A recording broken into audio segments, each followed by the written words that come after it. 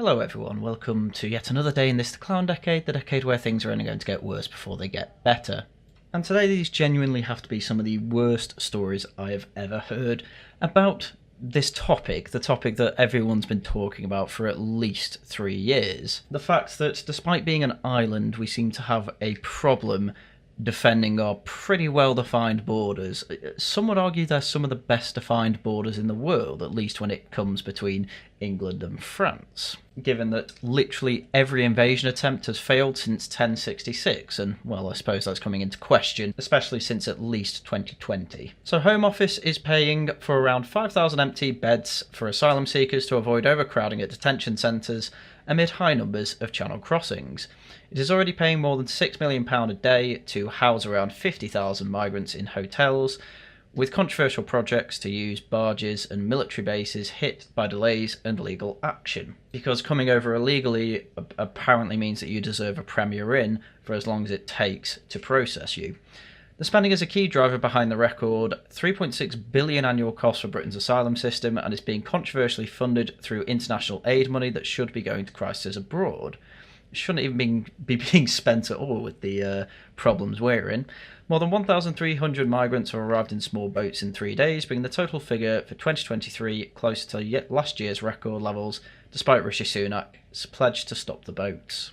So yeah, this is part of the problem. This is from Rishi Sunak's time. This is while the Tories were in charge. But the thing is, this is a point that I think needs to be pointed out all the time. The people running this country, despite the fact that this was national news, this was on The Independent, this was the Select Committee's reaction to hearing this news for the first time 2 weeks ago. And then secondly, we're making sure we've got a buffer of as close to 5,000 beds as we can have, so that we've always got an outflow. So we're carrying a large number of empty beds in order to let us move people out. But then crucially... Sorry, can I just stop you there? So these 5,000 beds that you're keeping empty just in case, these are additional hotel beds, are they? In the southeast? Across the country. The people they're hotel, just to be clear, they're hotel rooms. They're not Nightingale hospitals or barges, they're hotel rooms. They're hotel rooms with beds. You've got 5,000 beds available in case you have a huge number of people coming through Manston. Yeah, so we've aimed to have a buffer there. It is less than that at the moment because an awful lot of people arrived over the weekend. They did? So, right, okay, because you're obviously struggling to get hotels anyway, and now you're telling me you've got hotel beds that you're keeping empty just in case Manston, the numbers really spike in Manston. We've by definition got to have some beds empty to be able to flow people through. Yeah, but 5,000 is a lot of beds. Well, as I say, we're 1,300 people. You're paying for them all the time. You're not on standby. Not on a 48-hour standby. People came through. So they're not on a 48-hour standby or anything. You're paying for them all the time in case. So we have got excess beds that we are paying for, that we can move people into immediately.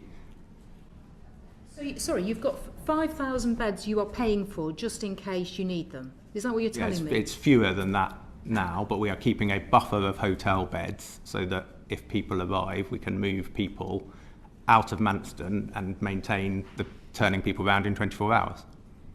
Yeah, I thought I'd just let that play out. So that was Simon Ridley, the Home Office's second permanent secretary, telling MPs on the Home Select Committee that this is absolute madness. No matter how many people come through, there will always be a buffer of 5,000 beds that are paid for hotel rooms. Now, I can understand the need for a buffer, but you have to understand this means that civil servants in the Home Office have decided that they are expecting, in a kind of worst case scenario, that they will need 5,000 beds in basically a day on bad days when you get a lot of people coming over. I mean, he kept having to say there, well, it's less than 5,000 at the moment. It's close to 4,000 because a lot of people came through. But this just seems to be the proof of the libertarian argument that if you're spending other people's money, you spend it very inefficiently. Because the MPs are trying to ask, is there not a way to save this money? Do you need these 5,000 beds all the time? And they say, yeah. Oh, I mean, I skipped out at the end, but the Permanent Secretary Matthew Rycroft at the end even says, oh, well, we hope that you'd like a buffer. And it's like, yeah, but it doesn't need to be 5,000. From the sounds of it, they've never had to have more than 1,000. And again, this is all public news. If people who are supposed to be disincentivised from coming over are hearing we have hotel rooms quite literally ready for you, of course they're going to come over. And again, this was just 12 days ago. This is during the current Labour government. So even Labour MPs on this committee are quite clearly shocked.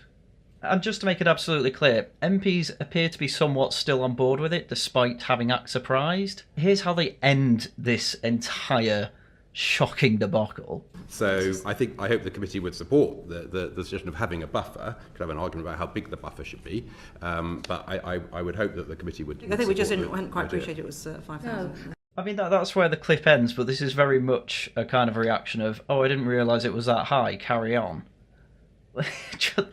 This is who is in charge, by the way. Wow, that sounds really high and really unreasonable.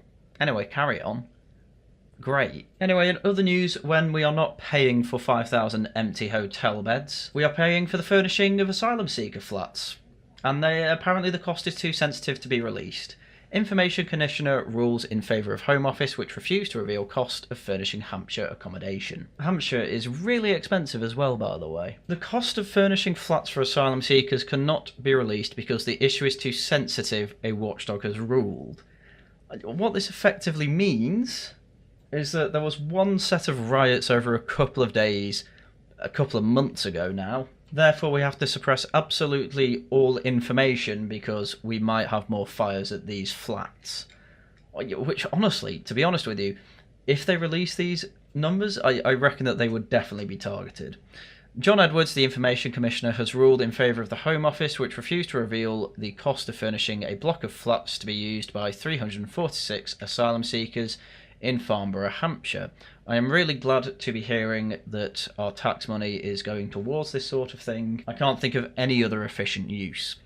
He rejected an appeal to release the information under Freedom of Information laws, saying the public interest in revealing the cost to the taxpayer of furnishing was outweighed by the need to protect the asylum seekers from protests and risks to their health and safety. This is very much like when people were trying to blame Nigel Farage for hotels being set on fire because he was pointing out to people that hotels are being used for asylum seekers to be homed in until they're processed. Which I can only put it down to bad management from successive governments not to do anything about it.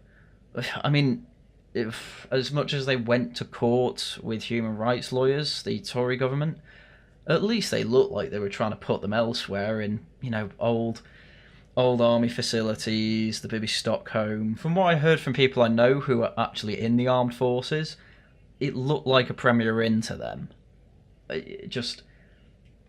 We are in a world where human rights are only applicable to foreigners, or people obviously who block roads, but at least those people end up in jail. The apartments were allegedly finished with flat screen TVs and satellite television. It's not that expensive, that, to be honest. Lee Anderson, the Reform UK MP for Ashfield, criticised the decision and said he planned to raise it in a parliamentary debate on immigration next week. He added the real risk is to the taxpayer who is spending millions of pounds per day on people that should not be in the country. The fact that the Home Office and Information Commissioner are hiding or suppressing this information is a kick in the teeth for every single hard-working taxpayer in the country. They should have this information. I think they are probably embarrassed about the cost of it. I mean, having recently moved into a house and having furnished it, it's not cheap. And if they're doing it for 346 asylum seekers, naturally they're probably sharing rooms as well. You're probably talking over 100 flats furnished. It's going to be a lot. Again, this story just gets worse the more you look into it. Labour has pledged to end the use of hotels and large-scale accommodation such as RAF Scampton and the Biggie Stockholm barge, which is closing in January for migrants.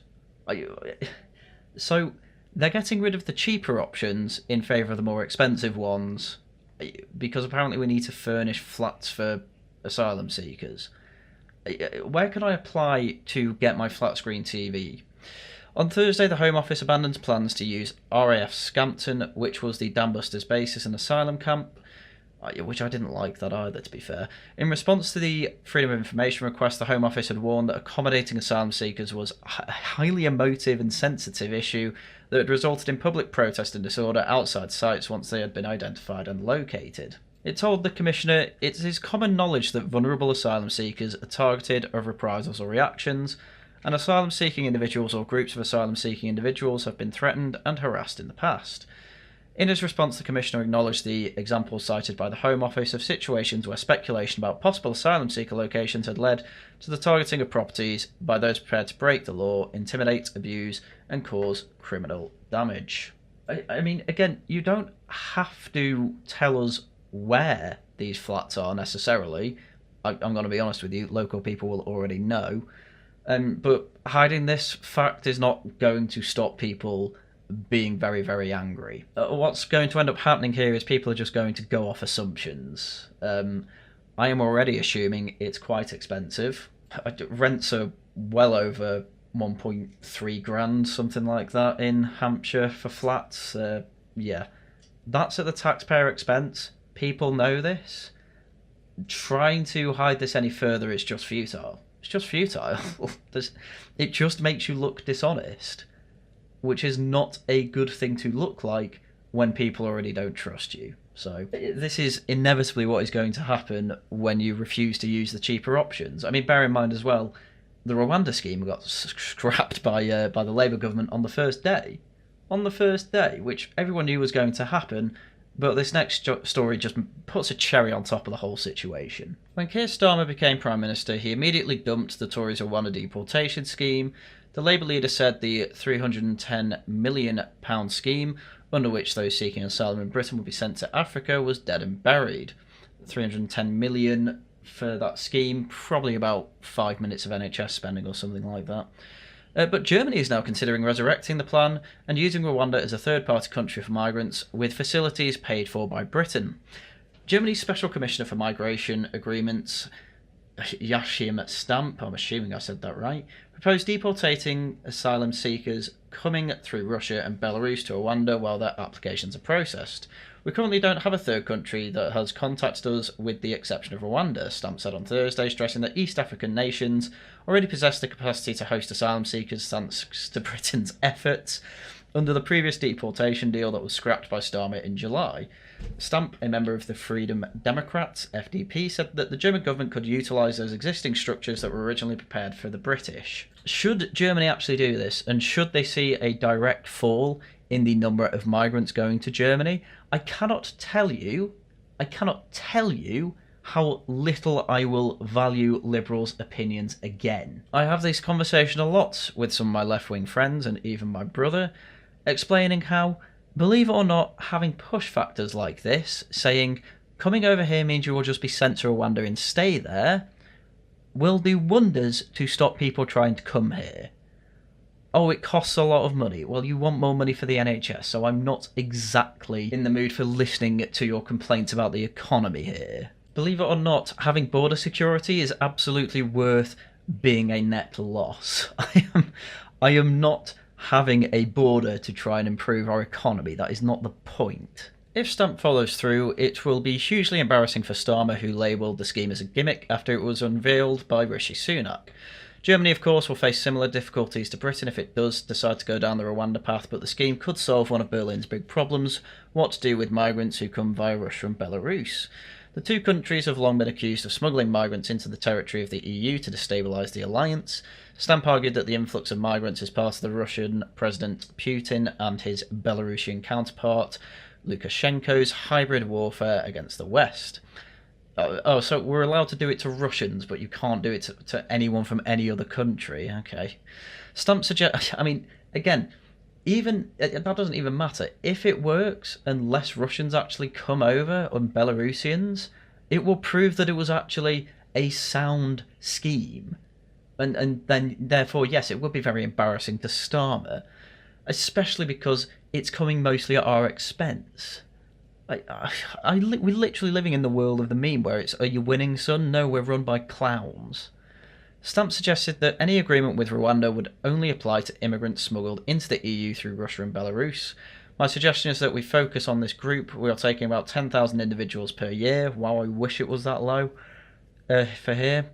While also stating that the third country model cannot be applied to all migrants who seek shelter. Other countries would tap their forehead at us. Okay, fine. Again, I don't really care what Germany do. If they prove that this concept works, my God, that is going to be damaging to Labour, so that alone I would be happy with. But this is the thing, Tory haters for years have been saying, oh, this is just a gimmick, it's just to be shown to doing something, whereas the complaint from the right wing is that, yeah, that's the problem, it looks like they're just trying to do something, but they're not getting anything through. It sucks, it's not very good. We want something a bit more robust, but to be constantly told it's not going to work when, one, countries like Denmark and Australia have done it in the past and it has worked, and two, you saw an instant outflow of migrants from the UK to Ireland when it looked like the plan was actually going somewhere. Yeah, quite clearly, it is working as a push factor. Might not be the best one, might not be the most cost-effective one. I don't care. I'm at a point where I'll take anything. But if you look at the statistics from Migration Watch UK, they have pretty good numbers on the total inflow of Channel migrants. And in 2018, that's when it started, 299 right at the bottom. Only went up year on year till 2022, managed to drop in 2023, thanks in small part, by the way, to the Rwanda scheme. And now look at 2024, wow, Labour get in, it's going up. You'll probably see it end up somewhere between 2023 and 2022 numbers. Honestly, the only thing that's going to actually stop the number going above 2022 is if we end up having bad weather in the southeast for the rest of the year. That's the main thing that actually stops asylum seekers coming over, by the way. The weather. That is how useless our governments have been. God is literally more useful than our government at protecting our own borders. So to just conclude for you, what Labour's plan so far for Channel migrants has put them in the most expensive accommodation they can find, furnish them better than your average working class family could furnish their own flat or house, and then here an absolutely astronomical number of hotel rooms that are just empty, just in case 5,000 people cross the channel, and say, oh, okay, that seems high, carry on. Oh, and of course, the one rudimentary push factor that we do have, the Rwanda scheme, just scrap it as a gimmick, and then watch the Germans use those facilities for their own push factors. It's kind of amazing. Again, there's a proven record that using a third country for your processing system is actually quite effective at being a push factor, and then claim that actually it's just a gimmick and doesn't work. And then watch as the rest of the world actually just does it. We voted in clowns, we get what we deserve, I suppose. Anyway, that's the update of clown world that is Britain at this point. I do hope you enjoyed it. Streams this week include Tosh Talks tomorrow. We are talking about how Labour's first 2 months in government have been nothing short of woeful. Wednesday, naturally, I'm playing Dustborn again. Should have Tharium on with me while we commentate over just how terrible that game is. So do come along if you find that entertaining. Saturday, laughing at The Guardian, getting guests for it. Should be more absolutely howling articles, so do come along to that. And of course, if you want to be more involved with the Worcester Club, where we do the Tosh Talks, do join the Discord down below. Become a member of the channel if you feel like giving me money, or if you want to see all the old episodes of Laughing at The Guardian. And of course, subscribe, send this video to everyone who'd care. And with that, that's everything I have for you for today. So once again, thank you very much for watching, and until next time, goodbye.